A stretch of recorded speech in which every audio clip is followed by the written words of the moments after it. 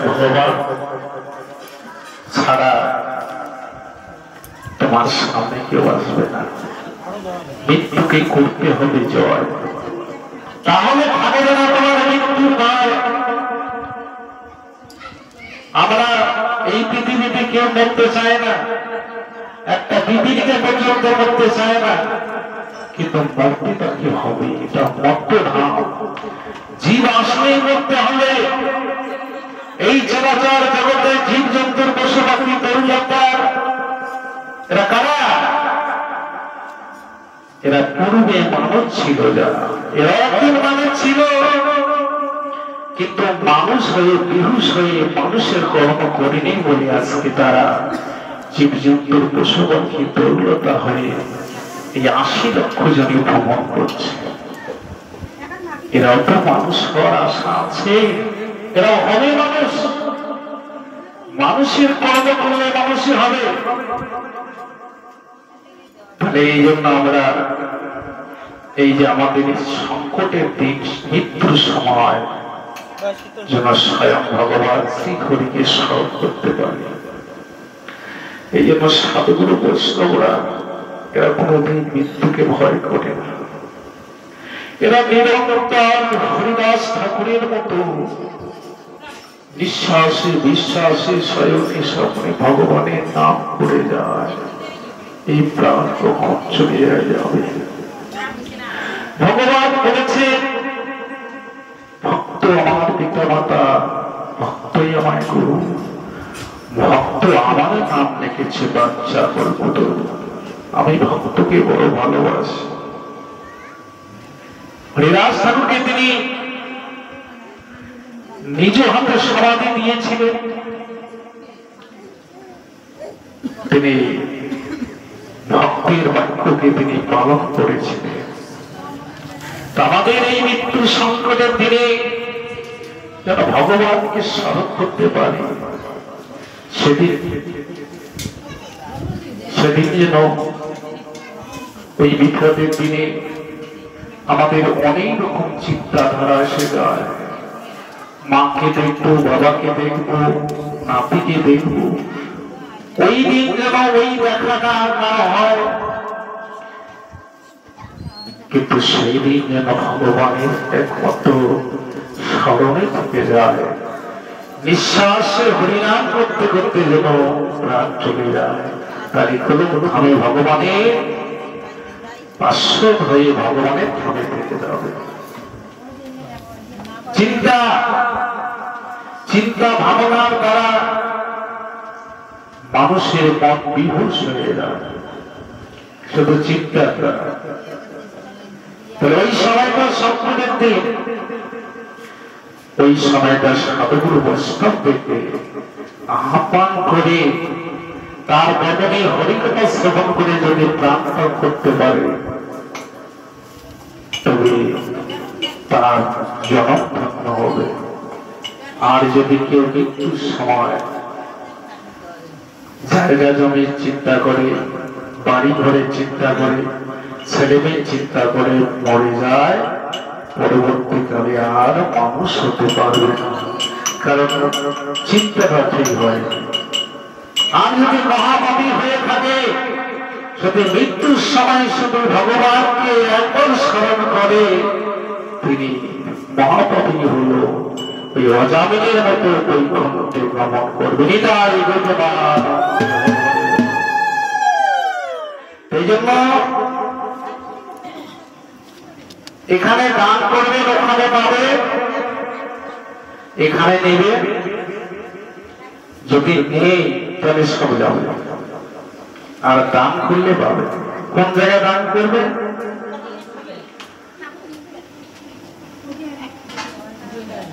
এখন তো আর ভিখারি নাই, আগে ছিল।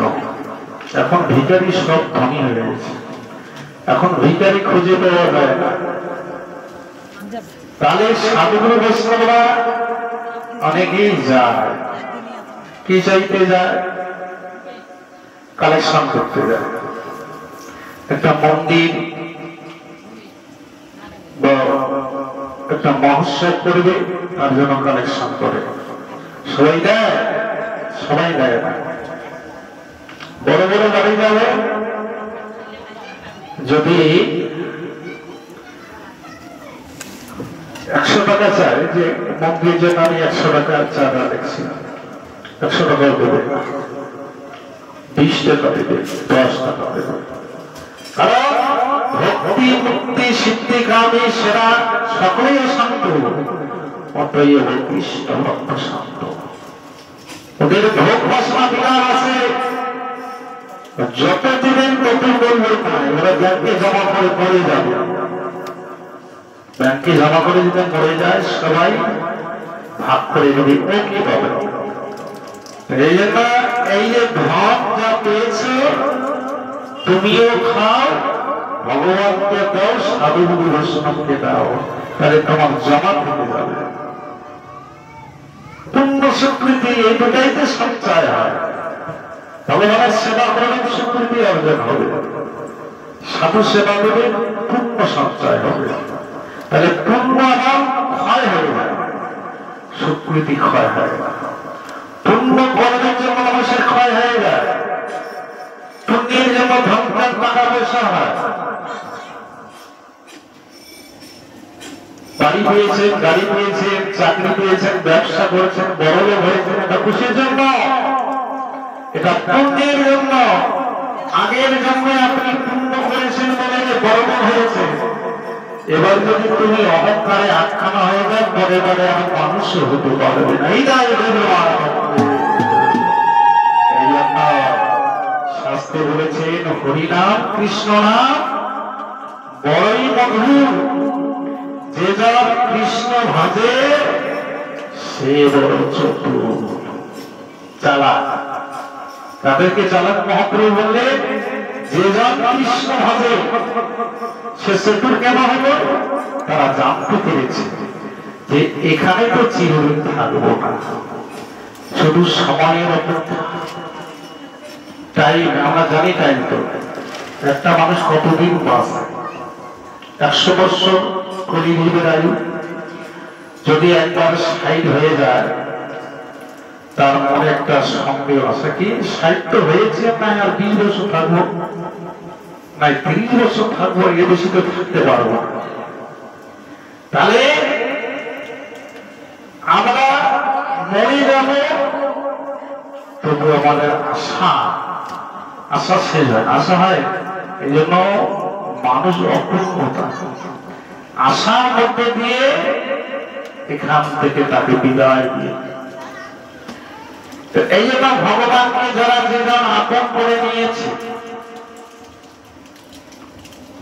ভগবান যেটুকু দিয়েছে ওই সেইটুকু নিয়েই খুশি শান্তি।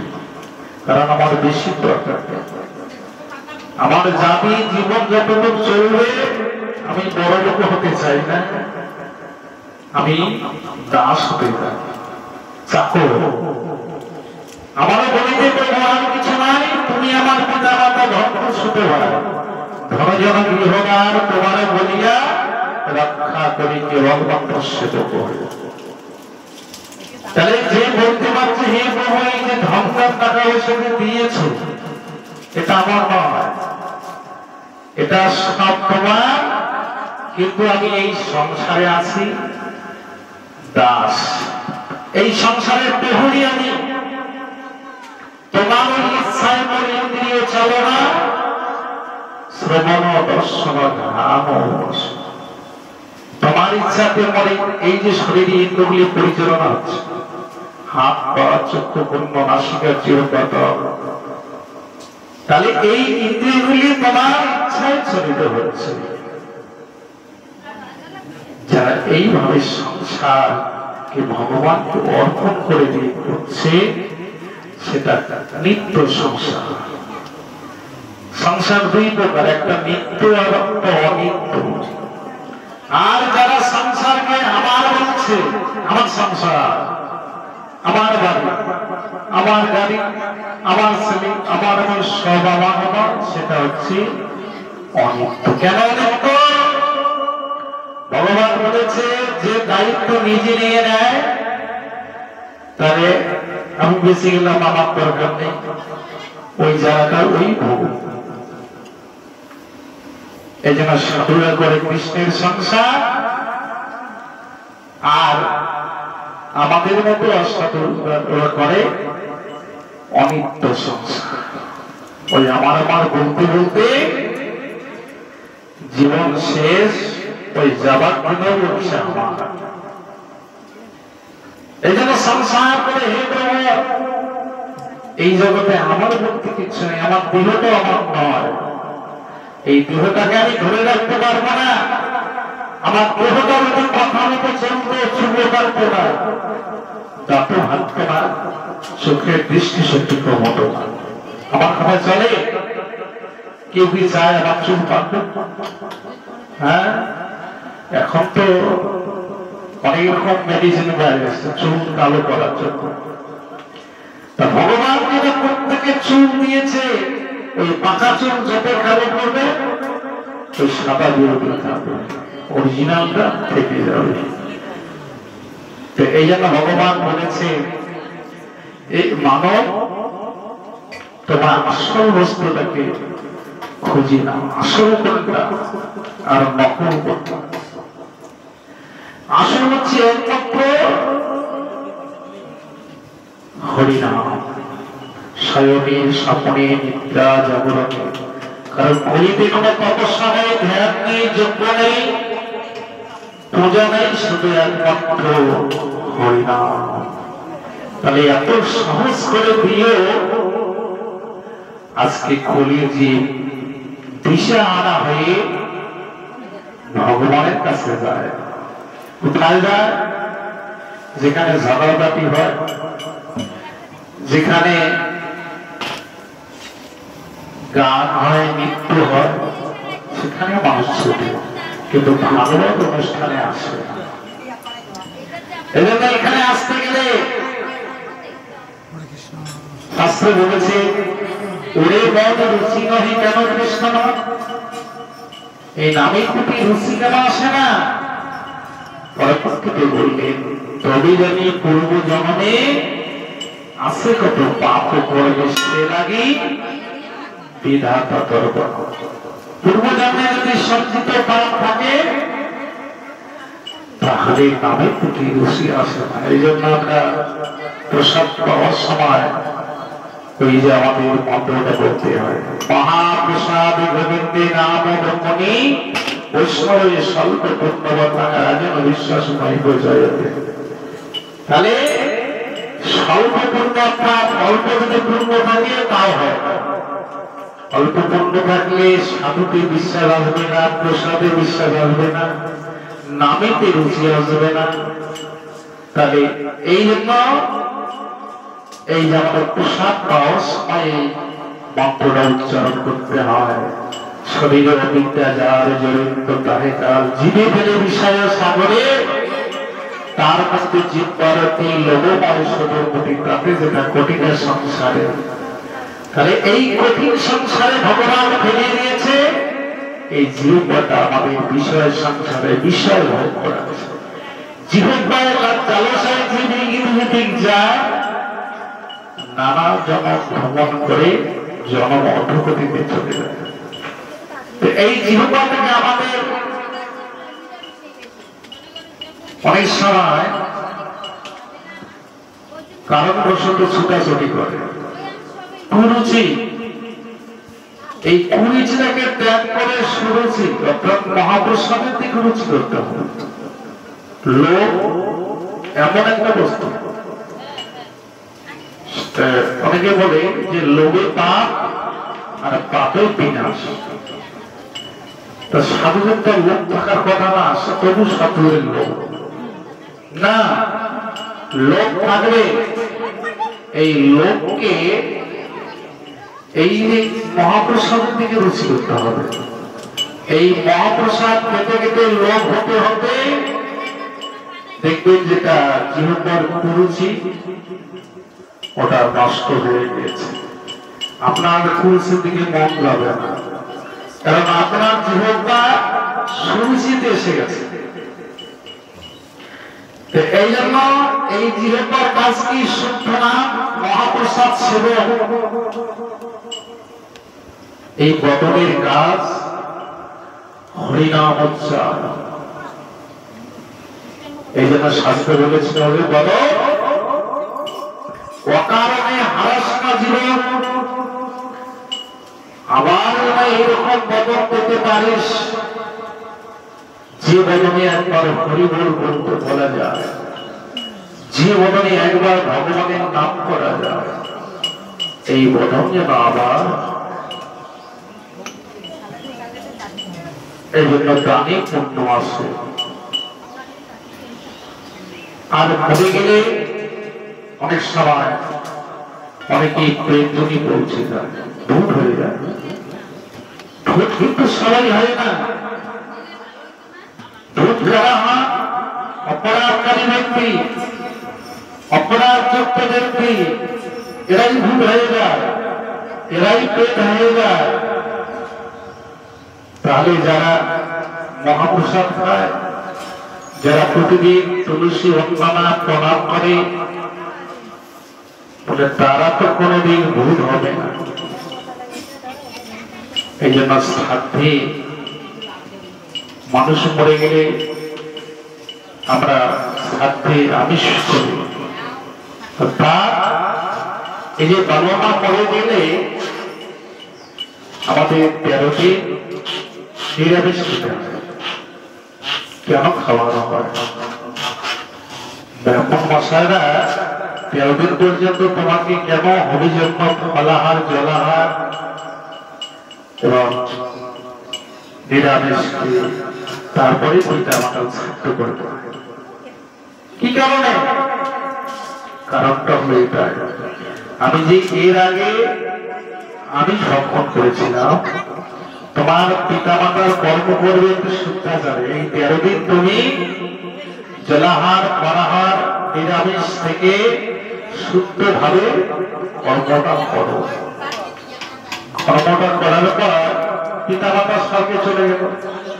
কিন্তু যেখানে ভগবান এসে যায় সেই জায়গায় কি আমি হতে পারে? কিন্তু আমরা কি করে মৎস্যকে আমিষ করে ফেলি। তাহলে কি হলো?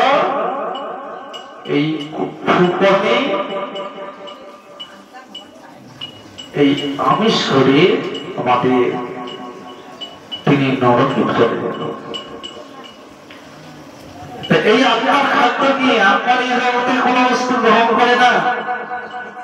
এই ভাত মুড়ি চিরা তরকারি যা কিছু সবজি দেখছি এটা আমাদের এই শরীরে খাদ্য, আর আপনার খাদ্য একমাত্র হচ্ছে হরিনাম কৃষ্ণ নাম। এটাই হচ্ছে জীবের খাদ্য।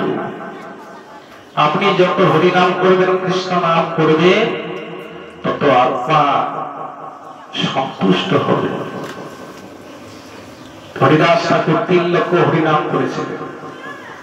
1 লক্ষ গোপনে, 1 লক্ষ উচ্চস্বরে, আর 1 লক্ষ তিনি করেছেন জীবেরই জন্য। তাহলে এই 3 লক্ষ হরিনাম তিনি করেছিলেন। 3 লক্ষ হরিনাম করলে তিনি খেতেন না, না করবেন। আর জবাই জবাই করেছিলেন 2 লক্ষ। কিন্তু হরিদাস ঠাকুরের যখন তাকে 22 বাজারে বেত্রাঘাত করেছিল, শরীর দিয়ে দর করে রক্ত পড়েছিল, কিন্তু তিনি মুখে বলেছিলেন, প্রভু খন্ড খন্ড হয় যদি যাই দেহ প্রাণ, তথাপি বটনে ছাড়িব আমি হরিব। আমার এই প্রাণ চলে যা, কিন্তু আমি তোমার নাম বন্ধ করব না। কিন্তু সেই কথা মহাপ্রভুকে বলেছিলেন। যখন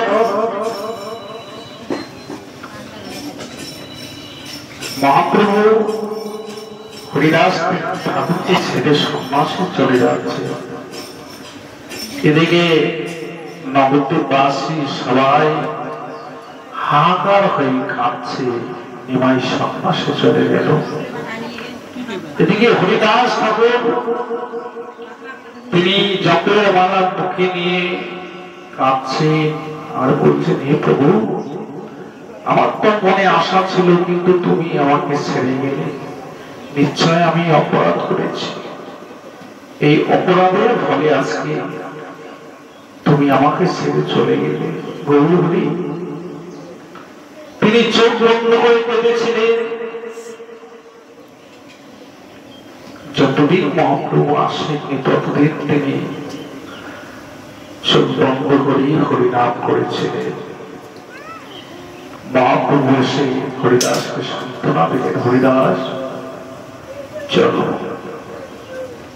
নীলাচলে জগন্নাথ মন্দিরের পাশে ওখানে মহাপ্রভু নিজেই ব্যবস্থা করে দিয়েছিলেন, একটা কুটির বেঁধে দিয়েছিলেন। আর জগন্নাথের দন্তকাষ্ঠ নিয়ে হরিদাসের কুটিরের সামনে পুঁতে দিলেন। এই জগন্নাথের দন্তকাষ্ঠ হরিদাসের কুটিরের সামনে পুঁতে দেওয়া গাছ সেই বকুল গাছ। সেই বকুল গাছ তলায় প্রতিদিন হরিদাস হরিনাম করে আর ওখান থেকে জগন্নাথের চূড়া দর্শন করে। কিন্তু প্রদীপ মন্দিরে প্রবেশ করে। কেন? আমি মুসলমানের অন্যে পালিত হয়েছি, আমার পরশ নিয়ে মন্দির অপবিত্র হয়ে যাবে। মহাপ্রভুকে বলেছে, প্রভু আমি এখান থেকে জগন্নাথের চূড়া দর্শন করব। কিন্তু হরিদাস ঠাকুর ওখান থেকে প্রতিদিন প্রণাম করে এই রথযাত্রায় কত হাজার হাজার কোটি কোটি লোক ভক্ত হয়। একদিন মহাপ্রভুকে হরিদাস ঠাকুর বলেছিলেন, প্রভু আমার যে মনে বড় আশা, তুমি কি আমার মনের আশা পূরণ করবে না প্রভু? এদিকে মহাপ্রভু বললেন, বলো তোমার মনে কি আশা? অদ্বৈত প্রভু তার পিতা হঠাৎ করে একদিন মারা গিয়েছিলেন। সেই পিতৃ শ্রাদ্ধে ওই শ্রদ্ধার পাত্র নবদ্বীপের ব্রাহ্মণ সমাজকে দেওয়ার কথা ছিল, কিন্তু সেই শ্রদ্ধার পাত্র নবদ্বীপের ব্রাহ্মণ সমাজকে না দিয়ে হরিদাসকে দিয়ে দিলেন। নবদ্বীপের ব্রাহ্মণ সমাজ খেপে গেল, আমাদেরকে ব্রাহ্মণ সমাজকে অপমান করলো অদ্বৈত আচার্য। আমরা তাকে এক ঘরে করলাম, তাকে ঠিকই করে রাখলাম। এর শাস্তি হলো 108 জন বৈষ্ণবকে সেবা দিয়ে তাকে দান করতে হবে। তাই মহাপ্রভু সে অদ্বৈত আচার্যকে বললেন, অদ্বৈত ব্রাহ্মণগণরা বলেছে তুমি তা মেনে নাও, কারণ তুমি ব্রাহ্মণগণকে সেবা দাও। তাই অদ্বৈত আচার্য সেবা দেওয়ার জন্য তাদেরকে আমন্ত্রণ করেছে। কিন্তু রান্না যে করবে, জল দিয়েছে, চাল দিয়েছে, কিন্তু আগুন আর দিতে পারে না। আগুন কোথায় পাবে? আগুন না হলে তো রাসাও হবে না। এদিকে অদ্বৈত আচার্য ছুটে গেলেন হরিদাসের কাছে। হরিদাসের কাছে ছুটে গিয়ে হরিদাসকে বলছে, হরিদাস তুমি আমার বাড়িতে চলো। তুমি আমার বাড়িতে গিয়ে আগুন জ্বালাবে, সেই আগুনে রান্না হবে, ভোগ হবে এবং প্রসাদ পাবে ব্রাহ্মণরা। হরিদাস বলছে, আমি কি করে আগুন জ্বালাবো? তুমি হরিনাম করে ফু দেবে আর আগুন জ্বেলে যাবে। হরিদাস বলছে, না অদ্বৈত, আমি হরিনাম করে ফু দিলে যে আগুন জ্বলবে আমার একটা বিশ্বাস হয় না। অদ্বৈত আচার্য বলছে, আমার বিশ্বাস তুমি ফু দিলে আগুন জ্বলবে। অদ্বৈত কথা মতো হরিদাস ঠাকুর যাচ্ছে আগুন জ্বালানোর জন্য।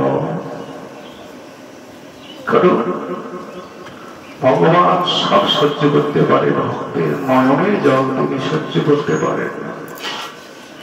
হরিদাস ঠাকুর যখন যাচ্ছে আগুন জ্বালানোর জন্য, মনে মনে প্রার্থনা করছে, প্রভু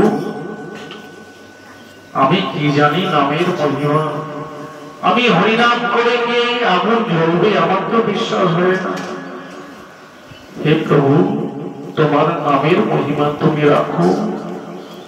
তিনি নয়ন জলে বহু ভাসিয়ে হরিনাম করে যেই ফু দিয়েছে, হরিনামের কৃপায় আগুন জ্বলে গেছে।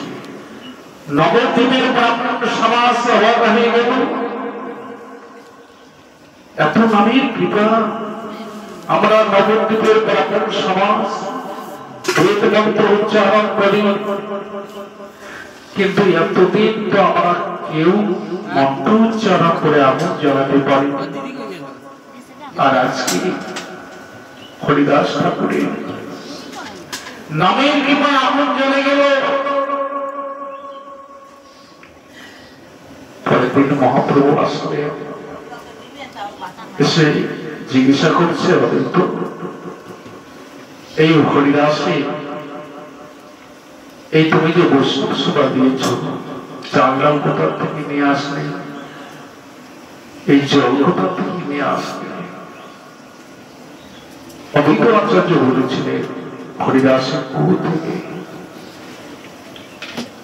মহাপ্রভু কথা দিয়েছিলেন, তাই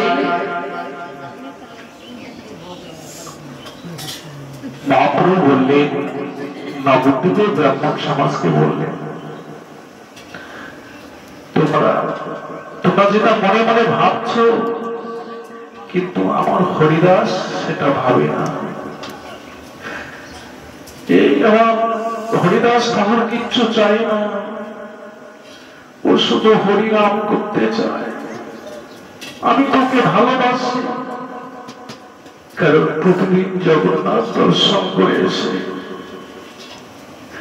আমি হরিদাসের সামনে দাঁড়াই, তাকে দর্শন করলে আমার আনন্দ হয়, তাকে দর্শন করলে আমার আনন্দ বাড়ে। তোমরা ওকে হরিনাম করতে দাও। তাই হরিদাস ঠাকুর ভগবানের কাছে প্রার্থনা করেছিল, হে প্রভু, আমার যেন মৃত্যু হয়, মৃত্যুর সময় তোমাকে দর্শন করতে করতে চলে যেতে পারে। তাই মহাপ্রভুর সঙ্গে ছিল গোবিন্দ দাস। প্রতিদিন হরিদাস ঠাকুর হরিনাম করে, মহাপ্রসাদ জগন্নাথের প্রসাদ মহাপ্রভুকে দেয়, সেই প্রসাদ গোবিন্দ মাথায় করে নিয়ে গিয়ে হরিদাসকে দেয়। প্রতিদিন হরিদাস প্রসাদ গ্রহণ করে। একদিন গোবিন্দ দাস ওই মহাপ্রসাদ মাথায় করে নিয়ে গিয়ে দেখছে হরিদাস ঠাকুর শুয়ে আছে। গোবিন্দ দাস অবাক হয়ে গেল, হরিদাস, হরিদাস, তোমার আজকে কি হয়েছে? আমি তো কোনোদিন তোমাকে শুয়ে থাকতে দেখিনি, তোমার কি শরীর খারাপ হয়েছে? হরিদাস বলছে, না গোবিন্দ, আমার শরীর ভালো আছে, কিন্তু আমি যে প্রতিদিন 3 লক্ষ হরিনাম করি, কিন্তু আমি যে আজকে সঙ্গার সঙ্গে কীর্তন পূর্ণ করতে পারলাম না, আমি কি করে প্রসাদ গ্রহণ করব? যাও, তুমি প্রসাদ নিয়ে যাও, আমি গ্রহণ করতে পারবো না। একথা গিয়ে গোবিন্দ দাস মহাপ্রভুকে জানিয়ে দিলেন, প্রভু, যে হরিদাস কোনদিন শুয়ে থাকে না, সে হরিদাস আজকে শুয়ে আছে। শিগগির যাও হরিদাসের কাছে।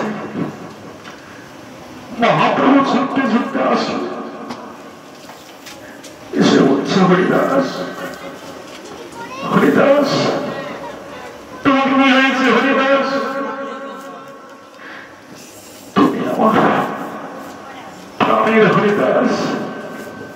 প্রভু আমার কিচ্ছু হয়নি, আমি ভালো আছি, কিন্তু আমি প্রতিদিন যে 3 লক্ষ হরিনাম করি সেই সংখ্যার সংকীর্তন তো পূর্ণ হয়নি, আমি কি করে প্রসাদ গ্রহণ করব?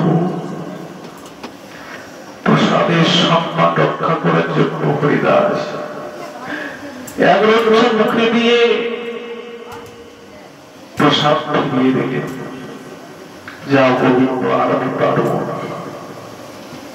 তাই মহাপ্রভু জিজ্ঞাসা করলেন, হরিদাস বলো তোমার মনে কি আশা? হে প্রভু, আমার মনে আশা শুনবে এই লোকের যে অসুখ হয় সেটা তো মনের রোগ, কিন্তু আমার তো মনের রোগ নয়। হরিদাস বলো তোমার কি রোগ? হে প্রভু, আমি যত দেখছি তত যেন তুমি আস্তে আস্তে লীলা সমাপন করতে চলেছ। তুমি কি আমাকে সেই লীলা দর্শন করাবে না? আমি তোমার কাছে একটা প্রার্থনা, আমি তোমার আগে যেতে চাই। হরিদাস কি কথা বললে? তুমি আমার আগে যাবে? প্রভু, যখন আমাকে 22 বাজারে মিথ্যাঘাত করেছিল, শরীর দিয়ে রক্ত করেছিল, তবু তো আমি তোমার কাছে কোনো কিছু চাইনি। তুমি কি আমাকে এইটুকু দিতে পারবে না? মহাপ্রভু হরিদাসকে দর্শন করে কাছে, হরিদাস তোমার জন্য প্রাণে আছি, প্রতিদিন জগন্নাথ দর্শন করে সে তোমার সামনে দাঁড়ায়। তুমি আমার প্রাণের ভক্ত, তোমাকে দেখলে আমার আনন্দ আসে। তুমি যদি চলে যাও আমি কাকে নিয়ে ভাববো? হরিদাস বলেছিলেন, হে প্রভু, এই জগতে হাজার হাজার ভক্ত আছে, আমি চলে গেলে কিচ্ছু হবে না। মহাপ্রভু কথা দিলেন, হরিদাস তুমি যা মাগিবে কৃষ্ণ কৃপাময় তাহা অবশ্যই করিবে। বলো হরিদাস তুমি কি চাও? হরিদাস বলিলেন, প্রভু এই যে মানুষ যে মরে যায় ভয়ঙ্কর আকৃতি হয়, বিকৃতি হয়ে যায়, হাত পা ছটফট করে, তবু সে মরে না। এইরকম জগতের মানুষ মৃত্যু গ্রহণ করে, আমি কিন্তু এইভাবে মরব না। তুমি কিভাবে মরবে? হে প্রভু, তুমি আমাকে কৃপা করো। হৃদয়ে ধরিব তোমার এই যুগল চরণ, নয়নে দেখিব তোমার এই চাঁদ, জিহ্বায় উচ্চারিব শ্রীকৃষ্ণ চৈতন্য। এই মতো মোর ইচ্ছা ছাড়িব হে প্রভু, আমি এইভাবে মরতে চাই।